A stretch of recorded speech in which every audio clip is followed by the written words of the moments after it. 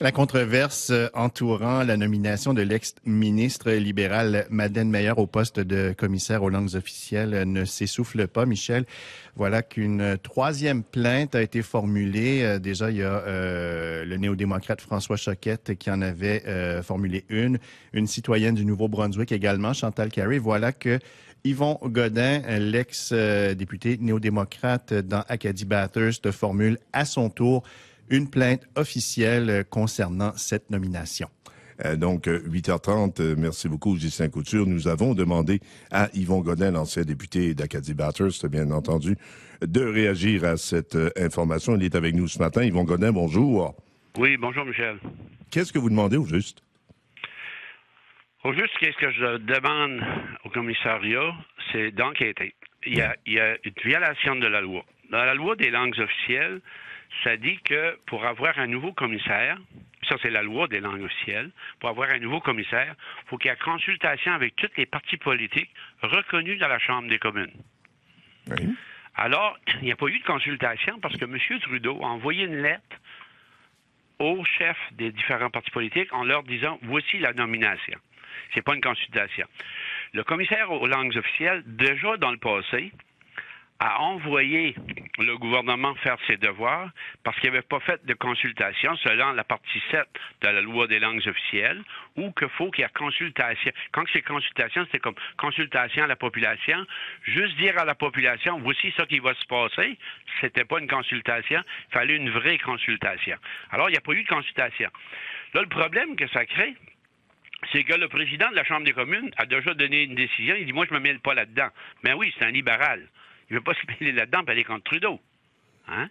Là, maintenant, le chien de garde des langues officielles, va-t-il nous dire, ben moi, je ne peux pas me mêler là-dedans, moi aussi. Alors, qu'est-ce que le commissariat va faire là quand il y a une violation, puis c'est lui qui est le chien de garde des langues officielles, puis il y a une violation des langues officielles, s'il dit, ben moi, il y a comme un conflit d'intérêt pour moi aussi, parce que c'est le commissaire qui est en train de nommer.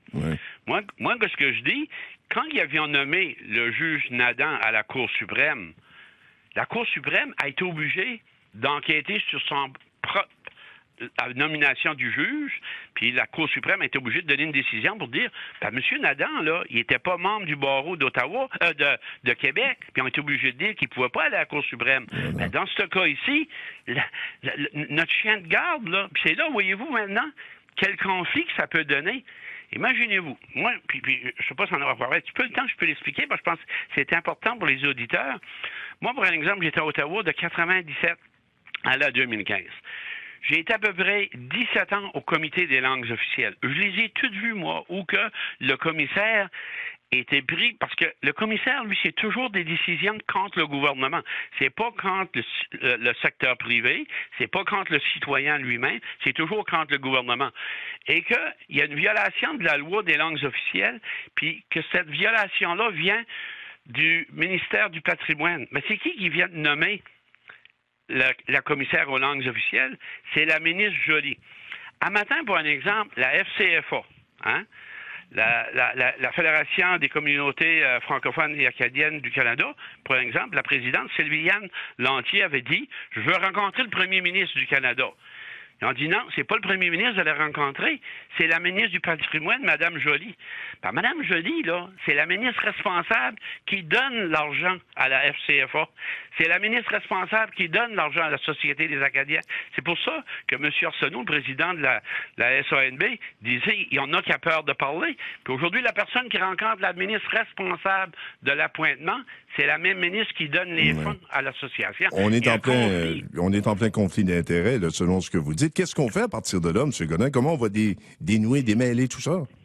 Ben moi, premièrement, je pense que la vraie manière de le faire, c'est que M. Trudeau a un petit peu de jugeote, il arrête sa partisanerie, qui accepte qu'il a fait une erreur, qui voit vraiment que, premièrement, un agent du Parlement, c'est pas un agent du gouvernement, qui fait sa consultation, qui fait les choses correctes, venir nous dire que Mme Joly est la meilleure qualifiée. Excusez-moi, là. Hey, prenez un gars comme Michel Doucette, c'était pas vous, là, c'était Michel Doucette, l'avocat, professeur à l'Université de Moncton. Vous n'allez pas me dire qu'il n'était pas qualifié pour un exemple de la job. Ça aurait été le premier Acadien comme commissaire aux langues officielles. Non, le problème, c'est qu'il est trop qualifié. Puis pour moi, ils se sont dit, hey, si lui vient là, lui, il va nous donner du trouble. Mais non, il n'aurait pas donné de trouble. Il a fait respecter la loi. Puis je pense que c'est ça que M. Trudeau veut pas avoir. Alors, je pense que ce que c'est que le premier ministre doit faire, c'est dire, écoutez, on recommence. On va faire des consultations, puis puisque c'est un agent du Parlement, on devrait avoir d'autres partis politiques au Parlement qui nous supportent. Là, c'est un agent du Parlement, puis les partis politiques de l'opposition ne supportent pas. C'est terrible pour un agent du Parlement.